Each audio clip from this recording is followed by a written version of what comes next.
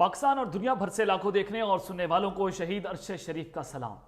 नादरकाम, आज शहीद अरशद शरीफ की पहली बरसी है और जनरल रिटायर्ड कमर जावेद बाजवा और उनके साथियों ने मिलकर मुबैना तौर पर अरशद शरीफ को कब्र में उतार दिया और फिर दूसरी जानिब पाकिस्तान के अजीम कायद, पाकिस्तान के अजीम लीडर इमरान खान साहब को जेल की सलाखों के पीछे भेज दिया है।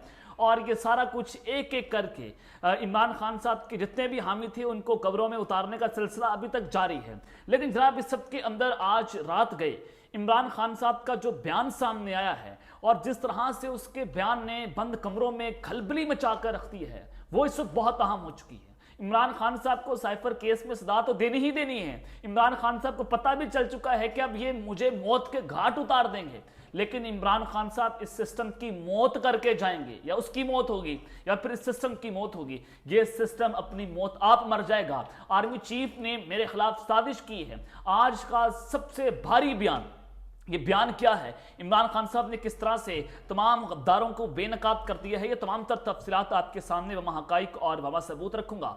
और फिर दूसरी जानिब जनरल आसिम मुनीर साहब जो हैं वो भी डट चुके हैं। सुप्रीम कोर्ट ऑफ पाकिस्तान से आज मिलिट्री कोर्ट के खिलाफ एक बहुत अहम फैसला आ चुका है। मिलिट्री कोर्ट्स का ट्रायल कलअदम करार दे दिया गया है, लेकिन इस फैसले के फौरी बाद जनरल आसिम मुनीर साहब खुलकर सामने आ चुकी हैं। फौजी अदालतें लगेंगी, इमरान खान साहब को फौजी अदालतों से सजा होगी, अदालतें लग चुकी हैं। ये मामला क्या है, माजरा क्या है, इस पर भी हमने बात करनी है। लेकिन अगर आपने चैनल को सब्सक्राइब नहीं किया, चैनल को सब्सक्राइब कर लें, बेल आइकन को दबा दें। आने वाली तमाम तर अपडेट्स आपकी खिदमत में बर वक्त पेश होती रहें। नादरिकाम, इस वक्त पाकिस्तान की रियासती मशीनरी बेदरेग उसका इस्तेमाल किया जा रहा है एक भगोड़े इश्तिहारी मुजरिम को प्रोटोकॉल देने के लिए, और एक रियासती मशीनरी का इस्तेमाल करके भी अगर एक नालायक लाखों लोगों को इकट्ठा ना कर सके, इनके मुंह पर लानत होनी चाहिए। इस्टेब्लिशमेंट भी एक नकम्मे को इस कदर प्रोटोकॉल देने पर तुल चुकी है। अगर आप इसके पीछे सारे मकासद देखें, मकसद एक था, आर्मी चीफ की तैनाती, वो तैनाती हो गई। एक रिटायर्ड जनरल को अगर आप आर्मी चीफ लगा देते हैं तो फौज के अंदर भी बगावत पैदा होगी। वो सारा कुछ आपने होता हुआ देखा। 9 मई किसने किया? गैर सियासी लोगों ने किया। ये मेरा बयान नहीं है, बल्कि शेख रशीद साहब जो हैं वो खुल्लम खुल्ला अपने आखिरी इंटरव्यू में बात कर चुके हैं कि 9 मई में गैर सियासी लोगों का बहुत अहम किरदार अदा था। तो जनाब, जब आप ये देखें तो इट मीन्स के इस वक्त पाकिस्तान की जो सबसे बड़ा और सबसे क्रेडिबल इदारा है उसके पिलर जो हैं वो भी हिल चुके हैं। सबके अंदर हम्माद अदर साहब जो हैं उन्होंने आज एक बहुत अहम ट्वीट किया है, क्योंकि तशद्दुद का रास्ता अपना लिया गया है। पाकिस्तान तहरीक इंसाफ के खिलाफ पाकिस्तान की तारीख का सबसे बदतरीन क्रैकडाउन जारी है। माजी में इसकी मिसाल आपको देखने को नहीं मिलती, और पाकिस्तान तहरीक इंसाफ और इमरान खान साहब पर पिछले 27 सालों से इतना मुश्किल वक्त नहीं आया जितना आज उन पर आ चुका है। लेकिन इमरान खान साहब खुंदा पेशानी से इस मुश्किलात का सामना कर रहा है। वो मर मिटने को तैयार है, लेकिन डील नहीं कर रहा। वो कहता है कि जब अल्लाह ने मुझे पर दिए हैं तो क्यों चूंटियों की तरह रेंग रहे हो। लेकिन इस सब के अंदर आज हमाद साहब ने कहा कि मेरे कुछ तहरीक इंसाफ के साथियों को तशद्दुद का खौफ नहीं है, बल्कि इस्तेकाम पाकिस्तान पार्टी में ज़बरदस्ती की शमूलियत का डर लगा पड़ा है। इनके मुताबिक तशद्दुद तो आर्जी होता है, लेकिन दूसरे वाला सानिया सारी उम्र की शर्मिंदगी है। जो जनाब इससे पहले फ़रख हबीब साहब के साथ हुआ कि इस्तेकाम पाकिस्तान पार्टी में उनकी शमूलियत करवाई गई, तो ये उसकी शर्मिंदगी नहीं उठा सकते। जो सारा कुछ आपने देखा कि इस्तेकाम पाकिस्तान पार्टी को अली ज़ैदी साहब ने छोड़ दिया कि जनाब मैं उसका हिस्सा नहीं रह सकता, मैं गैर सियासी हूँ, मैंने सियासत छोड़ दी है।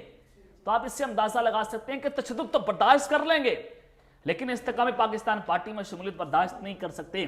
और फिर दूसरी जानिब साइफर का केस है और इमरान खान साहब पर फर्द जुर्म आयद हो चुकी है। चार्जशीट भी मंजर-ए-आम पर आ गई है। वो मैं सारा कुछ डिटेल्स अपने पिछले व्लॉग पे रख चुका हूं। तो चेयरमैन पीटीआई ने जेल में ट्रायल के खिलाफ अपील समाअत की थी और वो समाअत के लिए मुकर्रर हो चुकी है। और इस्लामाबाद हाई कोर्ट का 2 रुकनी बेंच कल इंट्रा कोर्ट अपील की समाअत करेगा और साइफर केस का ट्रायल ओपन कोर्ट में करने का हुक्म दिया जाए, दरख्वास्त में इस्तदा कर दी गई है। और लेकिन इस सब के अंदर जनाब ये सारा मामला है कि जेल में खुफिया ट्रायल को बुनियादी आईनी हकूक के खिलाफ वर्जी करार दिया जाए। एटीसी जज को ऑफिशियल सीक्रेट एक्ट का चार्ज देना गैर कानूनी करार देने की भी इस्तदा की गई है। नोटिफिकेशन को गैर कानूनी और गैर आईनी करार देकर कलअदम करार दिया जाए। Chairman chief justice Aamir Farooq साहब ने इमरान खान की दरख्वास्त निपटा दी थी और चीफ जस्टिस ने जेल ट्रायल और ऑफिशियल सीक्रेट एक्ट अदालत के जज का चार्ज दुरुस्त करार दिया था। लेकिन आज जनाब ये सारा कुछ आपके सामने है। अब ये बेंच जो है वो उसमें 2 रुकनी बेंच है, जैसे मियां हसन गुल औरंगजेब साहब हैं और जैसे समन रिफत इम्तियाज इस पर शामिल हैं और कल इस पर समाअत होगी। और लेकिन दूसरी जानिब नवाज साहब जो हैं वो भी इस्लामाबाद हाई कोर्ट के अंदर पेश होंगे اور چیف جسٹس اسلام آباد ہائی کورٹ عامر فاروق صاحب جو ہیں ان کی کیس پہ سماعت کریں گے، اور آپ دیکھیے گا انصاف کا ننگا ناچ ہوتے ہوئے دیکھے گا۔ عمران خان صاحب کو گرانے کے لیے ججز ننگا ناچ رہے ہیں۔ عمران خان صاحب کو گرانے کے لیے پاکستان کی ملٹری اسٹیبلشمنٹ کا رقص باقی تمام رقصوں سے بہتر ہے۔ اگر آپ ڈانسرز کو دیکھ لیں، ان کا رقص شاید اتنا بہتر نہ ہو جو آج پاکستان کی ملٹری اسٹیبلشمنٹ کر رہی ہے۔ بہت مشکل اور بڑے شاید یہ بڑے سخت قسم کے الفاظ جو آج میں بول رہا ہوں، لیکن جناب یہ ایک حقیقت ہے، ایک تلخ حقیقت ہے کہ اس قدر یہ پاکستان کی نظام جو ہے وہ آج سب کے سامنے بے نقاب ہو چکا ہے۔ تو عمران خان صاحب جو ہیں ان کے پاس آخری موقع ہے، لیکن سائفر کیس پہ عمران خان صاحب کو سزا سنا دی جائے گی۔ تو دوسری جانب آج جناب جنرل آصف منوری صاحب جو ہیں انہوں نے نسٹ میں آج کانوکیشن سے خطاب کیا۔ انہوں نے کہا کہ تعلیم کوئی آپشن نہیں بلکہ ملک کو قوم کی ضرورت ہے۔ تعلیم کو طلباء کو چاہیے کہ ملک کو درپیش چیلنجز کا ادراک کر کے تجربہ کریں اور ذہانت اور فکری وسائل سے ان کو چیلنجز کا حل تلاش کریں۔ بہت اچھی بات آج پاکستان کے آرمی چیف صاحب نے کی، بہت اچھی بات آج ہمارے سپہ سالار نے کی۔ مجھے خوشی ہوئی کہ جناب وہ بھی ایک تعلیم کو ایک اہمیت دے رہے ہیں، لیکن جناب مجھے خوشی تب ہوگی کہ پاکستان کے 12 لوگ یہی اسٹوڈنٹس ہمارے جو پڑھے لکھا طبقہ ہے وہ پاکستان چھوڑ کر ملک سے چلا گیا۔ کیوں چھوڑ کر چلا گیا؟ جو کچھ آپ نے عمران خان صاحب کے ساتھ کیا، جو کچھ 20 ماہ سے میرے ملک میں ہو رہا ہے، وہ اب پاکستان کو ایک بدترین حالت کے اندر دیکھ رہے ہیں۔ پاکستان میں کوئی اپرچونٹیز نہیں ہیں، پاکستان میں کوئی اس وقت ہمارے لیے کوئی نوکریاں نہیں پڑی۔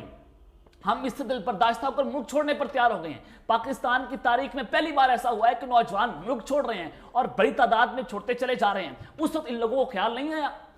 اس وقت جنرل آصف منوری صاحب جو ہیں انہوں نے پاکستان کی نوجوانوں کے بارے میں کیوں نہیں سوچا؟ آپ 9 مئی کا ٹرائل کر رہے ہیں، تمام لوگ جوینائل ہیں، 18 سال سے کم لوگوں کی عمر ہے، آپ لوگ نے پکڑ کر جیل میں ڈال دیا۔ آپ 7 سال کے بچے کے قاتل ہیں، آپ نے جناب ان کو قبر میں اتار دیا۔ آپ بعد فاروق کے بیٹے کے قاتل ہیں، آپ نے اس کو قبر میں اتارا۔ آپ ذلے شاہ کے قاتل ہیں، آپ نے اس کو قبر میں اتارا۔ آپ ارشد شریف کے قاتل ہیں، آپ نے اس کو قبر میں اتارا۔ آپ عمران خان کے مبینہ طور پر قاتل ہیں، آپ نے اس پر قاتلانہ حملہ کر دیا۔ یہ ساری چیزیں جناب آپ کے سامنے ہیں کہ ایک جانب تو آپ بڑا بھاشن دے رہے ہیں کہ تعلیم جو ہے وہ بڑی ضروری ہے، لیکن دوسری جانب آپ نوجوانوں کو قبر میں اتارتے چلے جا رہے ہیں۔ آپ آواز حق بند کر رہے ہیں، آپ تنقید برداشت نہیں کر پا رہے ہیں، کیونکہ پاکستان کی قوم کو شعور آ چکا ہے۔ اس وقت پاکستان کی عام عوام، پبلک، پاکستان کی یوتھ وہ آواز حق بلند کر رہی ہے اور آپ سے وہ برداشت نہیں ہے۔ تو جناب وہ ساری کی ساری یوتھ اس وقت ملک چھوڑنے کو تیار ہو چکی ہے، لیکن اس سب کے اندر جو سب سے آج کی بڑی خبر ہے کہ سپریم کورٹ کے فیصلے کے بعد فوجی عدالتیں جو ہیں وہ لگ چکی ہیں اور جنرل آصف منوری صاحب جو ہیں وہ ڈٹ گئے ہیں۔ آج سپریم کورٹ آف پاکستان سے جو اہم ترین فیصلہ آیا وہ فیصلہ جناب 4-1 کا تھا، اور اس میں 4 ججز نے متفقہ طور پر یہ فیصلہ دیا کہ سویلینس کا فوجی عدالتوں میں ٹرائل نہیں ہو سکتا ہے، اور یہ درخواستیں منظور ہوئیں اور 102 افراد کی فہرست تھی جن کا سویلینس کا فوجی عدالتوں میں ٹرائل شروع ہو چکا تھا، سماعت ہو رہی تھی، کرمنل کورٹس میں کیا جائے گا۔ اب یہ بڑا واضح ہے کہ اب ان تمام لوگوں کا ٹرائل جو ہے وہ عام عدالتوں کے اندر ہوگا۔ آج بڑا واضح طور پر جسٹس اعجاز احسن صاحب نے ان کی سربراہی میں 5 رکنی لارجر بینچ نے یہ فیصلہ سنایا ہے، جس میں جسٹس منیب اختر، جسٹس راجہ افریدی جنہوں نے اس فیصلے سے اختلاف کیا، جسٹس مظاہر نقوی اور جسٹس عائشہ ملک لارجر بینچ میں شامل تھیں، اور یہ متفقہ فیصلہ آپ کے سامنے تھا۔ لیکن جناب فوری طور پر اچانک سے اب ماحول بننا شروع ہو گیا ہے کہ فوجی عدالتوں کا ٹرائل تو ہوگا، عمران خان صاحب کو سزائے موت تو دینی ہی دینی ہے، عمران خان صاحب کو قبر میں اتارنا ہی اتارنا ہے، لحد میں اتارنا ہی اتارنا ہے۔ فیصلہ ہو چکا ہے، امریکہ کو خوش کرنا ہے، کیونکہ امریکہ نے پاکستان کی اسٹیبلشمنٹ سے یہ مطالبہ کیا تھا کہ عمران خان صاحب ہمارے خلاف بولا، اس نے سائفر لہرایا، اس نے اپنی قوم کو جگایا، تو اس کی حکومت کو گرا دیا جائے۔ آپ نے طریقے اعتماد کے ذریعے آدھی رات کو عدالتیں کھول کر عمران خان کو گھر بھیج دیا۔